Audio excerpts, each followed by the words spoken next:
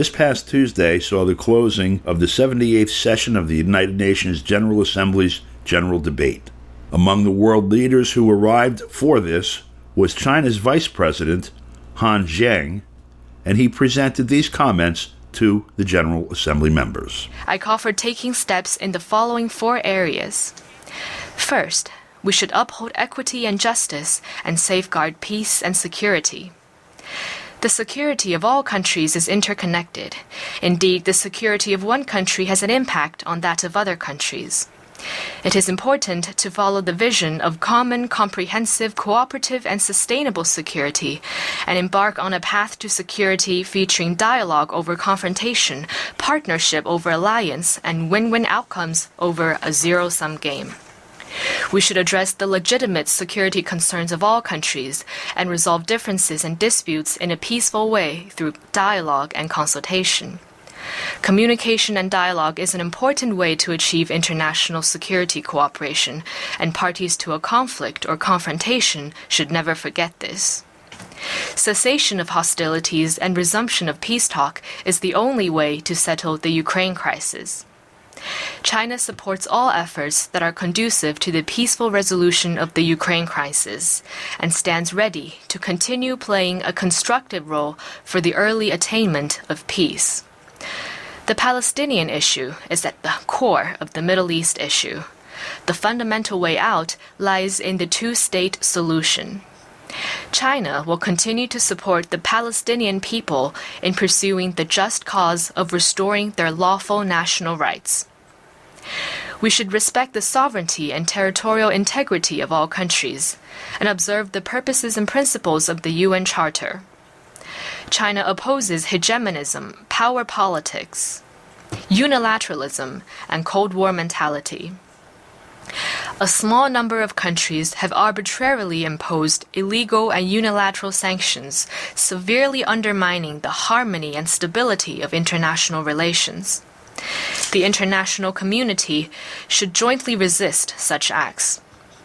China firmly supports the Cuban people in their just struggle to defend their sovereignty and oppose external interference and blockade. We appreciate Cuba's efforts to fight terrorism. We should maintain security in both traditional and non-traditional domains. Nuclear war must not be fought, and nuclear weapons must not be used.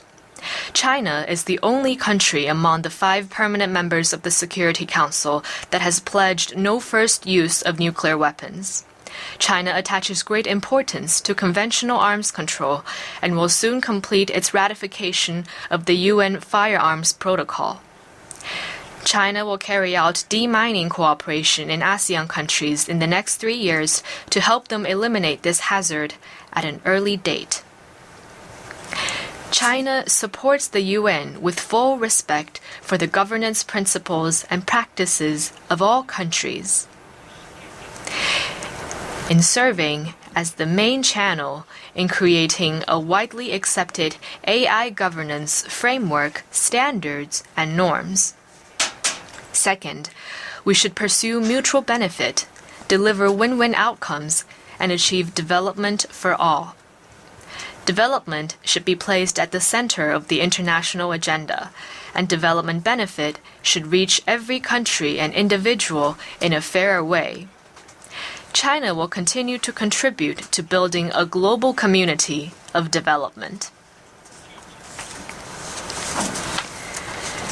This year marks the 10th anniversary of the Belt and Road Initiative put forward by China. More than 3,000 cooperation projects have been launched under the framework of this initiative. The China-Europe Railway Express had 16,000 freight services in 2022, which fully demonstrates the vitality of the Belt and Road Initiative. Next month, China will host the 3rd Belt and Road Forum for International Cooperation. We will further advance both Belt and Road cooperation and the 2030 Agenda for Sustainable Development. We should fully and effectively implement the Paris Agreement. Developed countries should do more to reduce emissions and provide developing countries with financing, technology, and capacity building support. China will continue to pursue ecological conservation on a priority basis, advance green and low-carbon development, stop building any new coal-fired power projects abroad, vigorously support other developing countries in developing green and low-carbon energy and help them build more green energy projects. China will continue to actively respond to climate change. Third, we should stay open and inclusive and advance human civilization. Diversity of civilizations is an invaluable asset for human development. Indeed, diversity is a defining feature of human civilization. Different countries and civilizations should prosper together by respecting each other, advance together by drawing on each other's strength, and seek win-win outcomes by pursuing common ground while setting aside differences. Promoting and protecting human rights is a cause pursued by all countries, and ensuring a good life for people is the biggest human right. As countries have different histories, traditions, and conditions, we must and can only explore a path of human rights development suited to our national conditions in response to the needs of our people. We should advance the international human rights cause through dialogue and cooperation, and oppose politicization and double standard. In particular, the use of human rights and democracy as a political tool to interfere in the affairs of other countries. Fourth, we should stay true to multilateralism and improve global governance. China is firm in supporting the international system with the UN at its core. The UN should make advances in all the three pillar areas of security, development, and human rights in a balanced manner, and see that all countries jointly safeguard universal security, share development achievements, and chart the course for the future of the world. Major countries should lead by example and deliver on their commitment to multilateralism. Next year, the UN will hold the Summit of the Future. The international community should follow the direction of a multipolar world and democracy in international relations. Use this occasion to promote reform in such areas as peace and security, economy, finance, and trade in a coordinated manner. Increase the representation and say of developing countries, and make global governance more just and equitable. Mr. President, colleagues, last October, the Communist Party of China convened its 20th National Congress, during which an inspiring blueprint was drawn for achieving the great rejuvenation of the Chinese nation on all fronts by pursuing Chinese modernization. Chinese modernization involves a huge population.